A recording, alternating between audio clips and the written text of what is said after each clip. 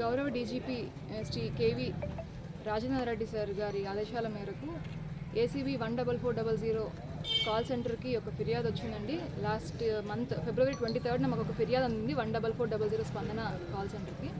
So ఆ దాంట్లో ఫిర్యాదుదారుడు ఏం చెప్పాడంటే అతనిది సొంతూరు ఈ గుమ్మడిగుండ గ్రామం అని చెప్పి, దాంట్లో అతనికి వాళ్ళ నాన్నగారి పేరు మీద 2 ఎకరాల భూమిని మ్యూటేషన్ చేయడం కోసం, అలానే అడంగల్ కరెక్షన్స్ చేయడం కోసం ఇక్కడ అప్లై చేసుకున్నా అని చెప్పాడు. సో దానికోసం అప్లై చేసుకున్నాక వీళ్ళు విఆర్ఓ సింహాచలం గారు, అలానే విఆర్ఏ లోవరాజ్ గారు, వీళ్ళిద్దరు కలిపి 8000 రూపాయలు డిమాండ్ చేశారు ఆ మ్యూటేషన్ కోసం, అలానే అడంగల్ కరెక్షన్స్ కోసం అని చెప్పి మాకు కంప్లైంట్ వచ్చింది.